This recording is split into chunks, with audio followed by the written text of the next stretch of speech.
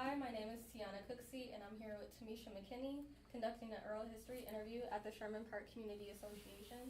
It is June 12th, 2018 at 2 p.m., and Kelly Sinok will be helping me conduct the interview. I'll be asking you questions about your neighborhood or about this neighborhood in Sherman Park, and I want to share stories about these spaces. We already reviewed the consent. I explained to you that the risks are minimal and that there are no benefits to this interview, except for the fact that you'll be contributing to knowledge about the neighborhood. Do you accept these terms and conditions? Yes, I do. All right. So, let's begin. Could you please just... Ambient noise. Let's begin after we collect the ambient noise, which is just a minute of silence.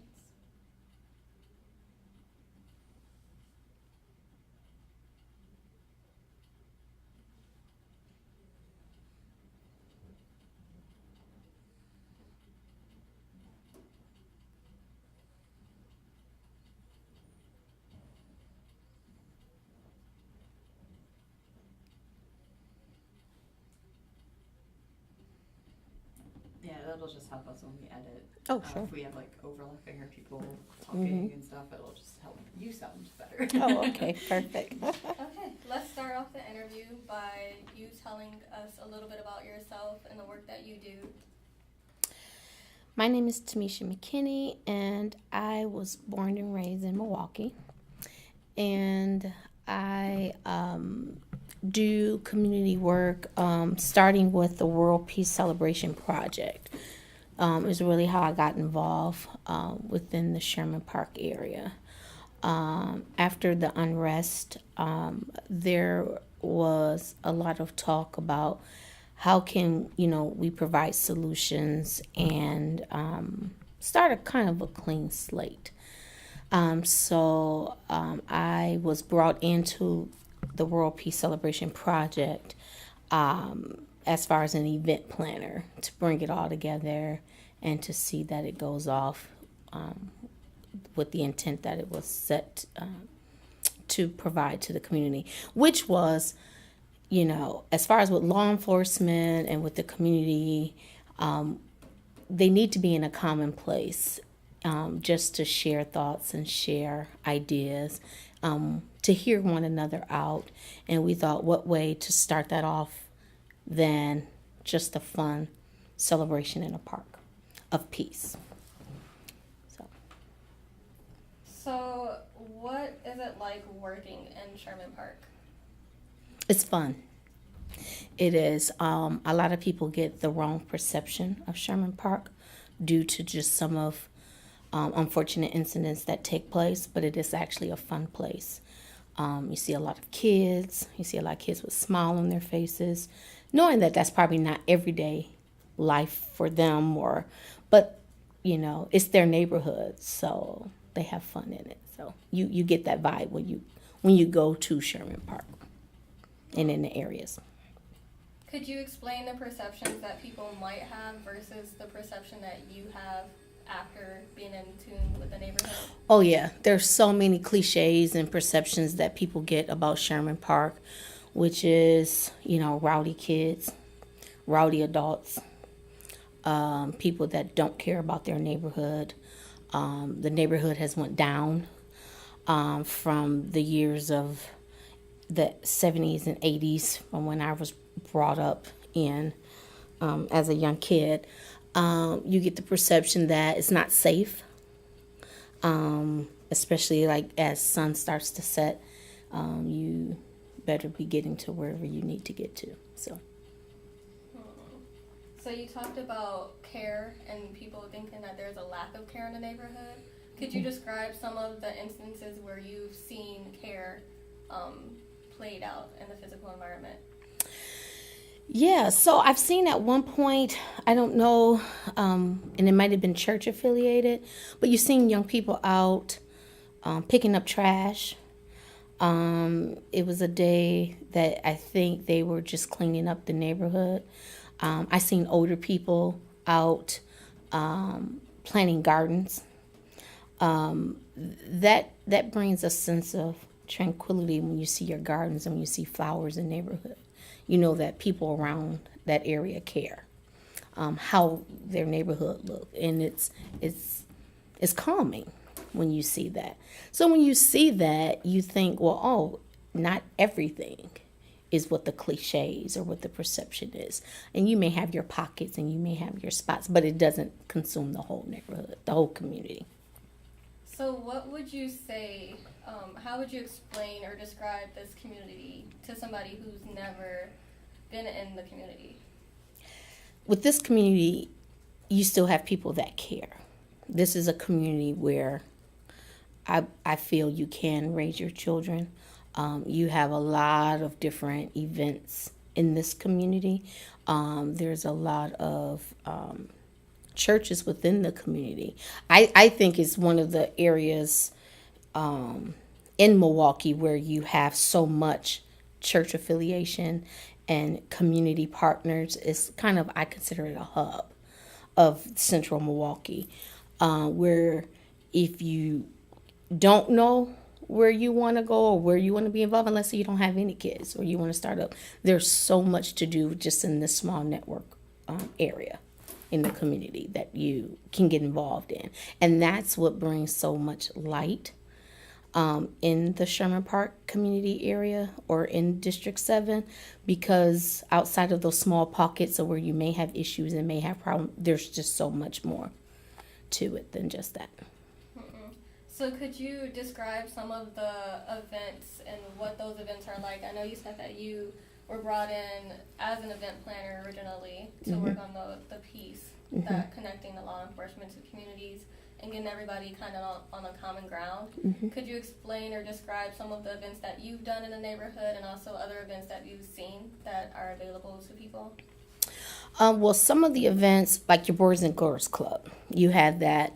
Those events, and they give a lot of community outside of kids. There's a lot of resources that you can get from there. The churches for sure have a lot of different community involved events that I know that goes on. Outside of that, the other events I do, they're mainly if someone says, hey, we need help or need volunteers, that's really where I will say, hey, I'll lift a hand, I'll participate. But and especially in the summer, there's just so much more to do because they know there's a need to have events go on. You need to have something for kids to do.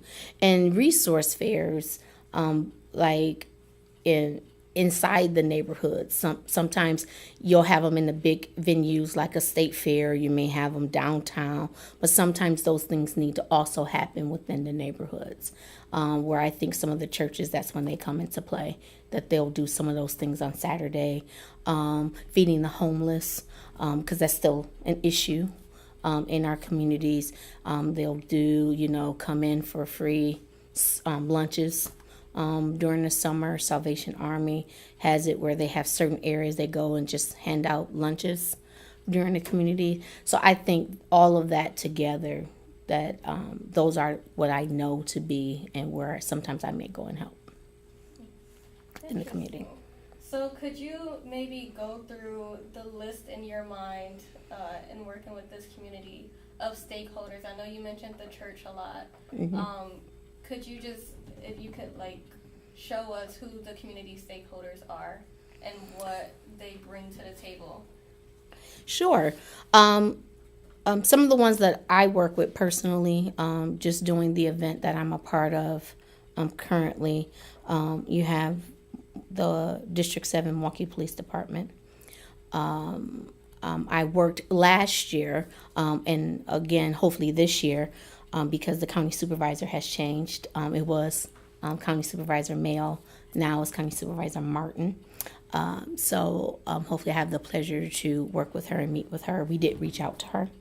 Of course, she's new, so she's getting acclimated with everything that she has going on. Who else? Safe and Sound, I work with them. Sherman Park Community Association, I work with them. And Salvation Army, we work with those. The District 7 for community partners. I'm trying my best not to leave anybody out because I want to make sure they get their recognition as well. They're all in my head here. Let's see. Who sits at my table? Right now, Boys and Girls Club. Can't forget about them. Of Greater Milwaukee. Work with them as well. And just a lot of individuals who, like Kim Tyler, he's actually a resident of Sherman Park, and he's helping us with our sports activities and reaching out that hand. There are residents that have that volunteerism and have ties with other organizations that they can bring to the table. So that's who I work with at this moment.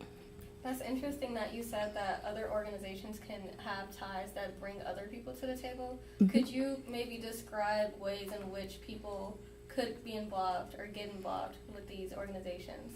Oh, sure. It's really the networking piece of it. So one way, for an example, I'm trying to think of an example. Well, I know like through my network friends, so that's my first point of network. I reach out to my friends and say, hey, who do you know that can support or do this? So one example is the Milwaukee Community Kickball League. They are just an organization that just says, hey, adults, we can have fun too. We can do it in a good way, plus exercising, of course, and start playing kickball, going back to some things that we love. So my friend, who was a founder and an organizer of the league, George Riley, I reached out to him and say, hey, can you help out with the kickball league? They were a part of it last year, and it's just those type of things, bridging those gaps with other organizations to be a part of something great that has the same common goal. It's all about the community and show that we are stronger together. That's really what it is. And with Kim Tyler, I mentioned him as a resident, and he works with an organization regarding sports, but they have an initiative to give back to the community. And what good way is that to be a part of the event? So when you have common goals, it's easier to find those people. You kind of just by word of mouth can say, hey, if I want to get involved, eventually you'll hear about a way through organizations or just through the residents and people you know to meet up with those type of organizations. And then when you do get the organizing aspect complete and you go out and you have these events, what are the responses that you get from community residents, and how do you utilize those responses to kind of plan out what you think the community needs, and how do you bring them to the table? So from last year's event, it was more so, hey, we had a job fair and a resource fair. And I mentioned that before. You know, you have your bigger venues. You don't know if sometimes people have transportation issues to get there. So when you have an event like the World Peace event, two things to keep in mind that I believe was the initiative. First, let's just have fun. We can be in the same space together. And you can see a different side of people when you have a common space where tensions are not high. You have music playing. Music always brings good vibes to any type of event you do. And at the same time, we said, one thing we always hear about is like we don't have the resources. We don't know where the jobs are. Maybe if people had access to jobs and have access to the resources, that'll start to change people's mindsets and to change the environment as far as which the cliches say it is. Just there's no jobs, so then there's disparity, and then they're not led to nothing but streets. So in this same event, let's bring the resources to the people instead of having the people go to the resources. So with that, we had over maybe 30 resources last year. We had employers show up at the job fair. We have things that we know people need, not just to have it fluffed, but people, let's be honest, have issues with their driver's license. So we had driver recovery there. Record expungement, things that was shunned in their past, and they're turned a new leaf, and they're just looking for people to give them an opportunity. But this hit on my record is stopping me from that. But I've turned a new leaf, so we have record expungement there. So I think it's about knowing what the people need and not just assuming if we just have some people here and, some people there and make it look pretty and people come, but is it really a need that they could utilize once you leave? So we thought that would be helpful. At the same time, having things for the kids to do, let's say flag football, we did that. The kids loved it. They had the bounce house, kids will love just being able to just let off energy in a more positive way. We had horses. We had black cowboys, the Silverados. There are some kids there that said they'd never seen a horse in person. So those type of things that open up, the kids' eyes and to just show them that, peace is, it is something that's tangible. We can have this without the day in the park, but just every day. But somebody has to make the first step. So how would you describe what peace is and what the kind of agenda is for that? And then also, how do you kind of make that sustainable within the community? What peace is? In my eyes, peace is being able to be neighborly to one another, not judge. One thing about peace is having an environment where no one judges people because of how they look, what they believe in, and what defines a person. I think as human beings, we should just be able to be comfortable next to people that don't look like us. And I think the agenda was to celebrate that. So in the same sense of when you see a police officer, we can't just automatically judge that was the same one that did something bad last month. They have lives too, they have families too. But in the same token, for a police officer not to see someone that they just arrested a month ago that they had to struggle with, I'm gonna get the same result out of you too. So it's just about being able to live next to one another and respect one another. And that's where I think that's where you can find peace within a community. If everyone learns those basic things, it'll go a long way. Nice. And does any of the organizing efforts that you've been involved in, do you have models that you kind of utilize to train or to show everyday residents in a neighborhood, this is how you can continue doing this work? So at the World Peace event, outside of those resource fairs, I think it just starts with dialogue. So we have seminars. And last year and this year, again, what we will have is empowerment seminars. Because I think one thing to do for people when they leave the celebration is to feel empowered. To feel like, well, you know what? Maybe I can look at this in a different way.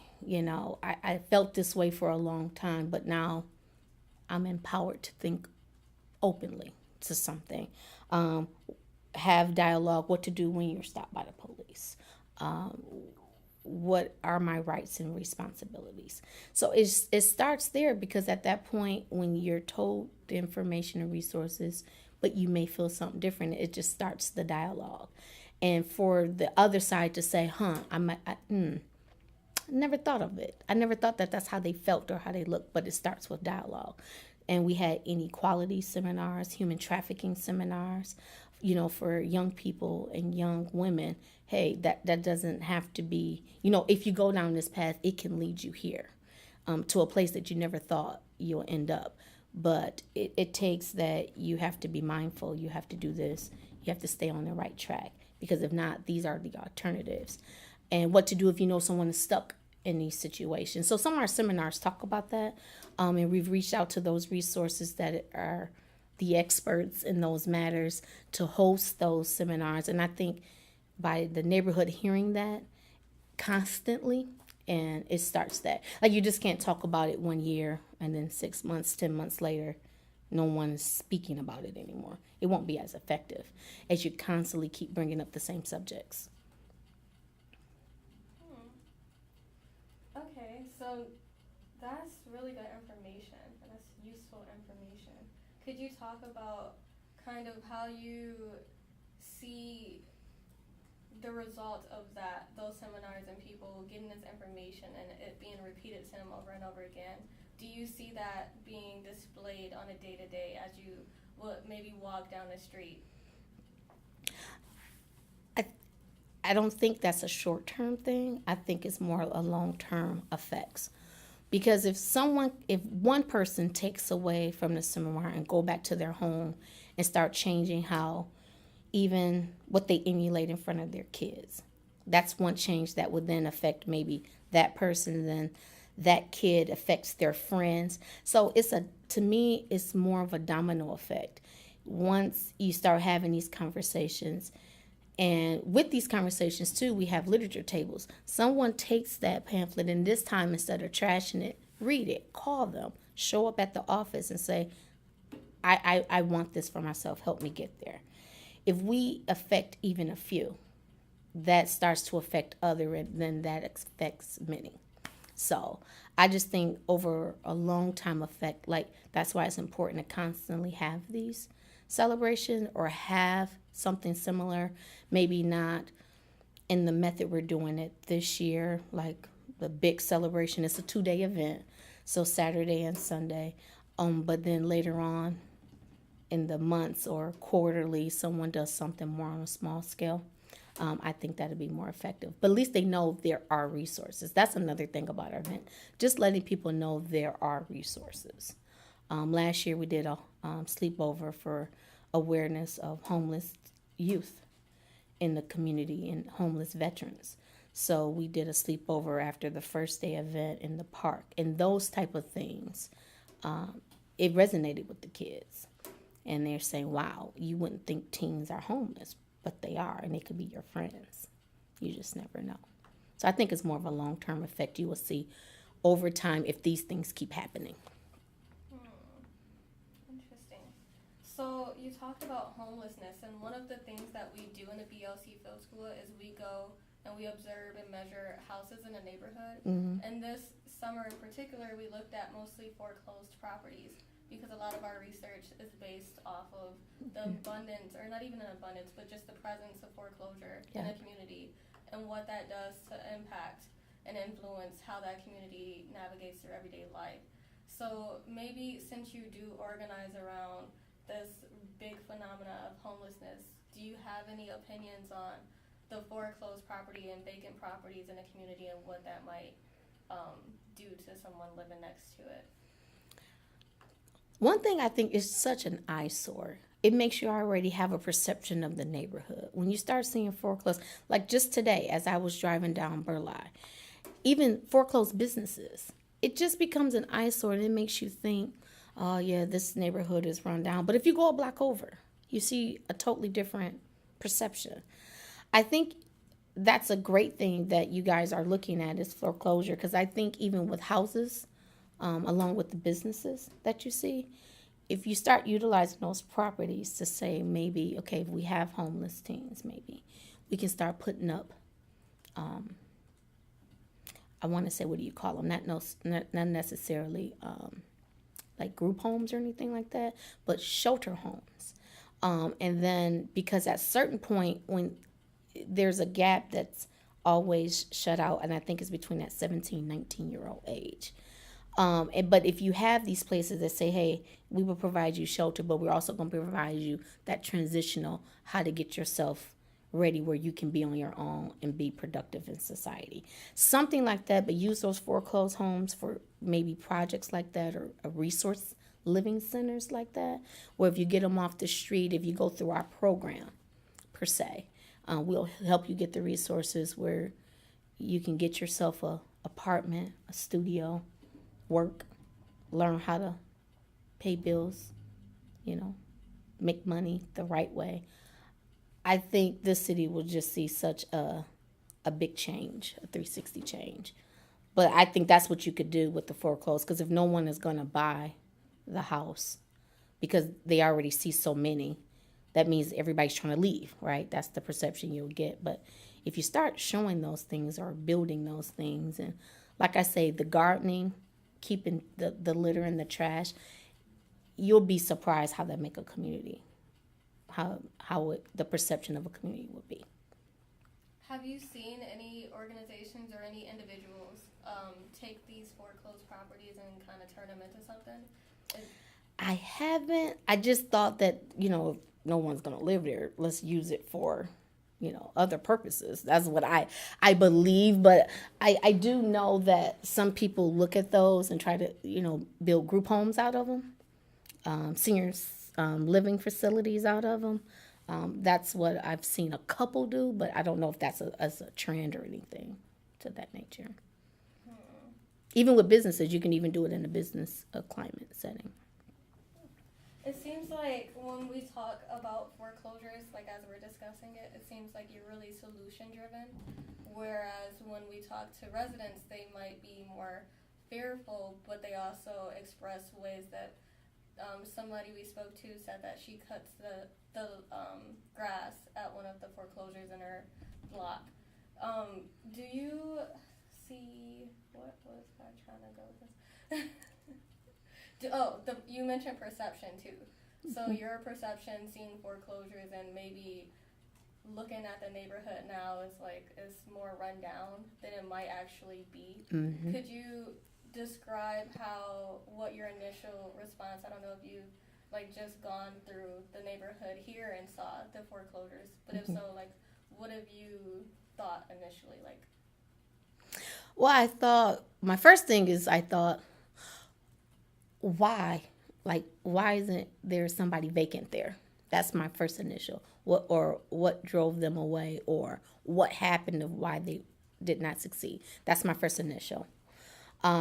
Second, when I see that, and getting back to what you're saying, but the perception, it brings the value of the neighborhood down.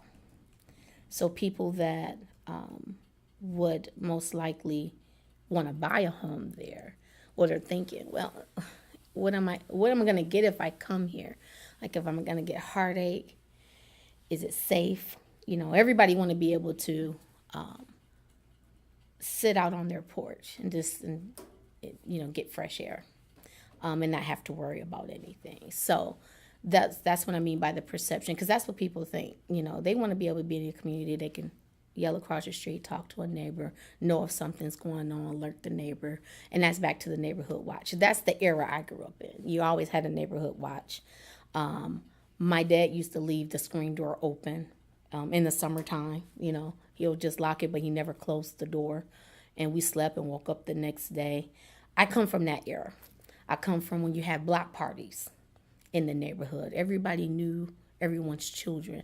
And even if you were bad, they knew, but it wasn't to the point people were fearful of you. So I'm always hopeful to know we can get back there, because I thought those were some of the best times I've ever had growing up, was in my neighborhood. Being able to play in the alley. Right now, I don't think you want your kid playing in the alley. So I just think I'm so hopeful to say, yeah, I think we can get back there. I tell my kids about it all the time. And I'm one of the ones that wouldn't do it. I wouldn't let them just go out. I wouldn't. Because I don't know if everybody has the same mindset or have the same common goal. And I think that's where you start to talk, and you got to start getting a dialogue out there. Then you'll know where everybody's headspace is. Does everybody even want that? Does anybody want that neighborlyhood feel? I'm optimistic to think they do. I just think some of them have never seen it, so they don't know. And even the younger people, I'll say, and I don't consider myself old, but the younger generation behind me, do they even know that used to exist? And that's for those teenagers, the 15 and 19-year-olds. Did they ever know that exists? So how can they emulate it? Could you describe, maybe take us on a journey from your childhood to now leading to the work that you do, and describe what you remember as a child and what that neighborhood was like, and how it kind of transitioned? So I'll try my best to take you on a quick journey. I grew up in and it's disheartening, but now the zip code 53206 is now one of the worst, I think, zip codes, they said. I grew up there. And what I just described you as what we used to go through, that's how I was brought up. The block parties, being able to leave your screen or knowing who your neighbors were, checking on one another. I grew up walking to school. I went to Our Avenue. And always knowing I went to Moody Pool during the summer rec. They had the swim lessons. So I grew up around it in that time where everything was convenient in your neighborhood too. You didn't have to go far to have fun. Also, in that transition, so growing up, things start to change in my neighborhood too. I'm not going to say it was all roses, but that's what I remember in my adolescence years. But as I got a little bit older, more of mine being 10, 11, gangs took over the neighborhood per se, but in a way where they knew who the neighborhood kids were. So it's like they warned you, hey, I need y'all to stay in the house. I have a brother, and I used to tell my brother, this is not what you want. Like, they didn't try to initiate him in the game. They'll say, hey, I need you in the house. You better get in that house. So because, we played out until the street lights came on, but after a while, they'll let you know, hey, you don't need to be out here tonight. And it was weird because they were gay. We knew who the gay members were in our neighborhood, but it's like they still had a sense of, you still felt safe. I didn't feel threatened or anything. But as that went on and as we got older, the neighborhood did start to change. I think the gang took over, but not in a way where we didn't feel safe. So you had your gangs, and then from the gangs, we kind of moved away. My dad said, yeah, things are starting to change, so we moved. But then it was something different because you had gangs. People were able to live around it, I guess, and be okay with it. But then from there, drugs. And I think that's really what destroyed neighborhoods, is when that drug scene really came on. So the years I'm speaking is in those 80s, mid 80s, late 80s. At that point, you really didn't have any more sense of like neighborhoods to me as I grew up. Because now I'm in middle school, and it was just about, you still had your neighbor feel, because at that point I'm further up now. I'm out of 06 zip code. I'm in 09 zip code now, but you still had a sense. You seen the older people. You still had older people in the neighborhood that came out, cut the grass, and, you was being respectful. You knew who your neighbors were.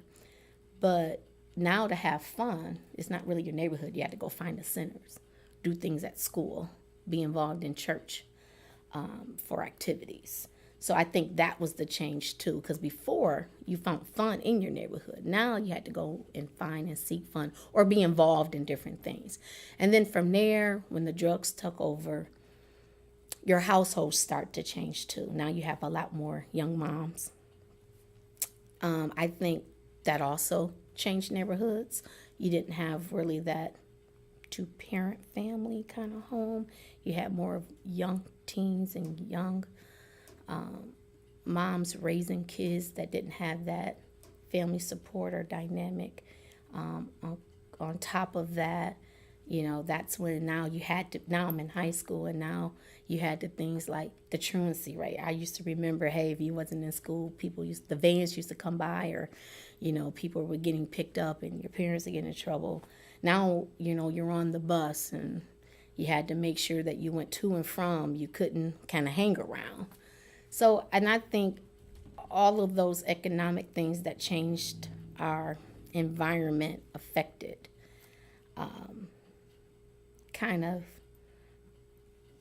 I think the households, and I think households was affected by the environments. They were kind of hand in hand. And that's now we're here today, and that's where it ends up. So I think my generation, especially, that can remember those good times as we were growing up, I think it's upon us to get the younger generation to know, hey, there are still some good things you can have out of your community. But you got to also play a part in it. Can't sit on the sidelines and expect it to all work out. Nice.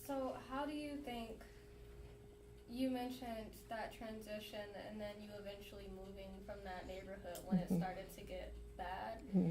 What do you think people can do to kind of take back their neighborhood, and what do you see? I know the work that you do now could be just that description, but have you seen other people on more of a grassroots level kind of?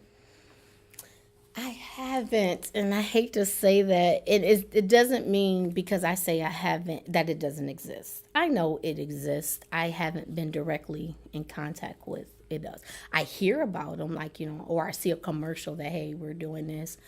But when I was growing up, I mentioned the neighborhood watch. Now, I think in some ways it's kind of coming back, or you may see the signs. It's a hit and miss in what area.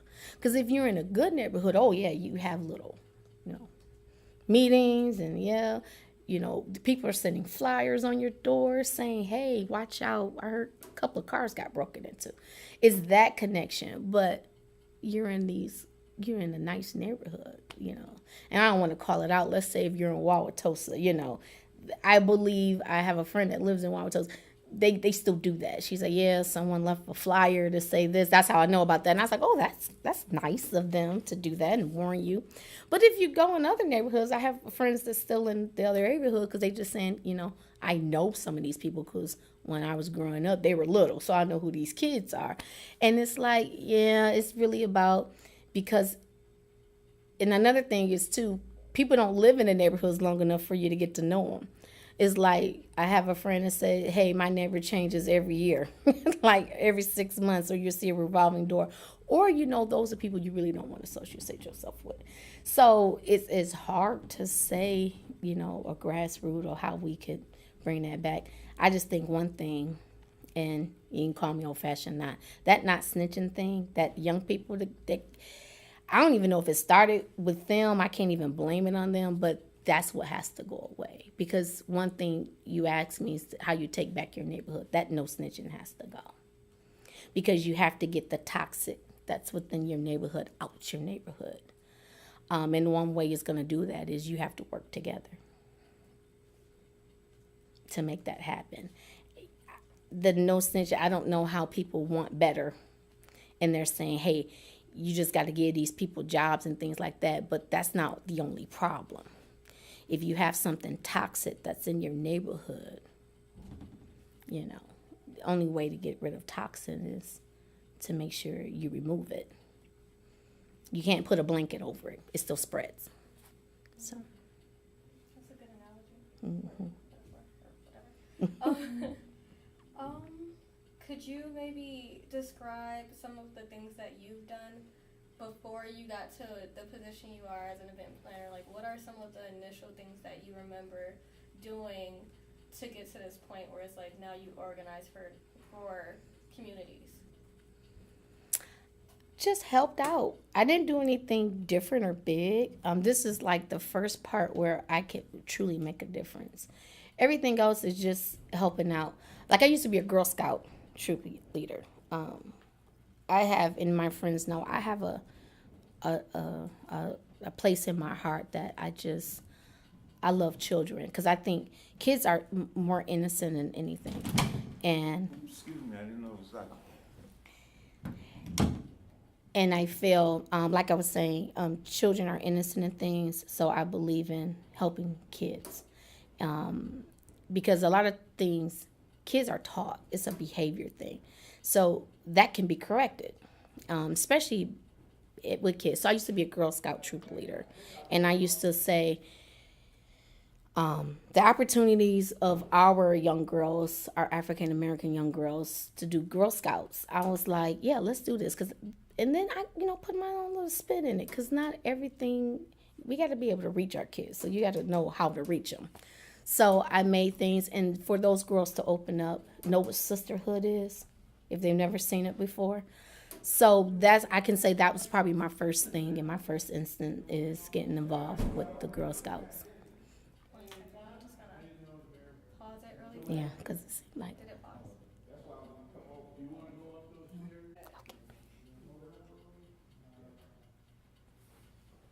I'm recording again, so you can just continue. Yeah. So Girl Scouts is probably my first instance of how I felt of my contributions, and just volunteering in my kids' school. That's one way how I started. So, so bringing it back to Sherman Park, and seeing how you kind of got involved and it kind of led on this trajectory of you being a leader within communities and organizing for communities.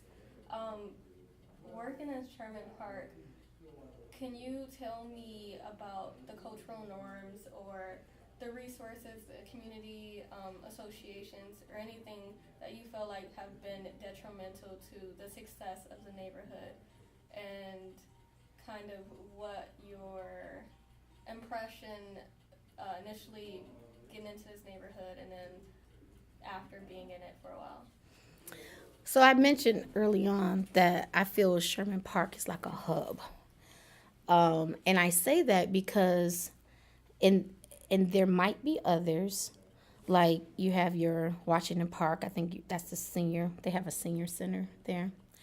I used to be told that my grandfather used to work at Washington Park, rather. But I feel like Sherman Park has a community association. Like, to me, I was like, wow, that's big. I mean, this area gets association.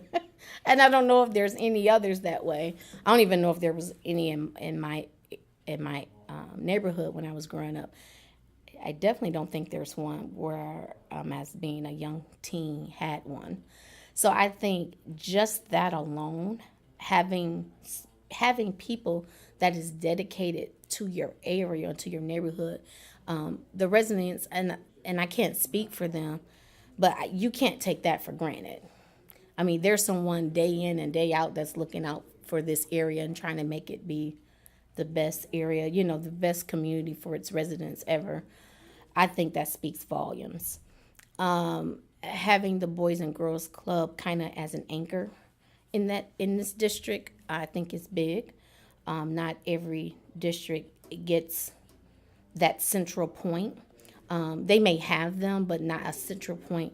Having the park along with it, I think that goes hand in hand by allowing the residents the resources and the access. I think access is important. Being in your district or being in your area, and having to go hoops and miles just to get to the park or I think it's just such in a centralized area that's what makes this place so special. And I think the residents appreciate it and enjoy it. That's why I said it's fun. I mean, the kids light up when they're in that area. You have people, I seen older gentlemen as I was planning last year, just sitting at the park, just enjoying a breeze. And you don't see that in a lot of places. So I think the residents do love their area and love their community, and it shows. So do you see any challenges? I know you talked about your neighborhood and how it transitioned, and then the gangs, and then the drugs, and then the kind of breakup of the nuclear home, if you will. What challenges do you see in this neighborhood from an outsider's perspective that you might think needs to have some light some light on it? I think one thing is looking in, because the neighborhood is gorgeous. Like I said, if you go 2 blocks over, you'll see a totally different neighborhood. But then if you go up a block and maybe go over a block, then you'll be like, wow, it's just so different. I think, because I think you still have homeowners in the neighborhood. So, of course, they're going to care about their property. They're going to care about the property around it. I just think that needs to spread. And not necessarily having to be a homeowner. You could be a renter, but if you care the same way, that although I'm renting, but this is my home, I'm going to treat it as such. I think that it goes a long way. And I think one thing to start that, maybe that in this area that will help it, is those foreclosures and the foreclosed businesses. I think that really plays a part. Yeah. I think that's a start, because then you can change that whole block up if you think about it. I think you can really change a block by getting rid of the sore eyes, getting rid of foreclosed homes. Because you got to think foreclosed too, that's where you're collecting the trash. That's where you're going to collect maybe unwanted people. And then another thing is, it's not even people in the residency. It's people from outside that come into your neighborhoods too that doesn't have the same respect for it. They'll just say, yeah, I'm going to come over here. But they don't even live there. But they're just setting up shop there because they know don't nobody care about this area. So we're going to do whatever we want to do, hang out, loud, put trash there, and then leave and go home in a totally different area. So it's outside people too that can come and change the whole neighborhood. So that's when it goes about neighbors knowing, hey, yeah, and talking and saying, yeah, we got to report this. We got to have people come and check on this. And I think that's what's important, why you have an association that helps. Because maybe you don't say, okay, I know I don't want to snitch, but I'm going to tell somebody that can really maybe make this a difference. And I think that's why this is awesome that Sherman Park still have their community association. You have other ways of getting, things through or getting the word out. And it's not even snitching really on a bad note. It's just saying, I'm going to let people know that may not know. Hey, this area is starting to change. And talking with your county supervisor, talking with your alderman, I think we have to get better at doing that. Because we got to be able to start holding people accountable, of what they do. And not saying that, their residents don't do that, because I know a few of them, they know who their people are. They know how to reach them. But I think collectively we all got to start doing that. And we'll get different results that way as well. So you mentioned care in your description of that, which is basically what we wanted to figure out. Like, what does that mean? What does that look like in a neighborhood? And you also mentioned the difference between different parts of Sherman Park and how some parts it looks like maybe homeowners live there, and then in other parts maybe not. So could you kind of explain that kind of mental categorization of the neighborhood and what you meant by care? So, and you don't have to have flower pots out there and gardens to care, but you can tell, and this is just my perception, as I go through a neighborhood, I can tell by the appearance. It's just a matter of maybe just sweeping up your steps and sweeping up your sidewalk and cutting your grass. And that's all you have to do. You don't have to have flowers and park. You can tell if a person cares by how they want their home to look, whether it's renters or homeowners. To me, you show that a person cares by just that. Just letting them know, I want my area. I want where I live to look like. There are people that care in the neighborhood, because it's really the perception of your visitors that come and visit your neighborhood. You just want people to know, hey, we care here. Having that's why I said those foreclosures become a sore eye. Not only in Sherman Park, I think everywhere. They just become a sore eye. And even if it's foreclosed, but somebody keeps it up, then you wouldn't even really know the difference that it's a foreclosure. Or, when windows are busted, somebody come and board that up, I think that just shows your sense of care, because in a neighborhood, the only way to show that you care for your neighborhood is how it looks. And that's just my opinion about that. Thank you. Well,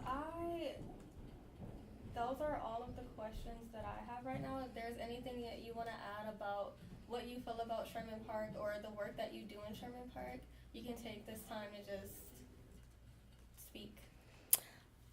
Not much left to say. I think I've said a whole lot, but I'm just a hopeful person.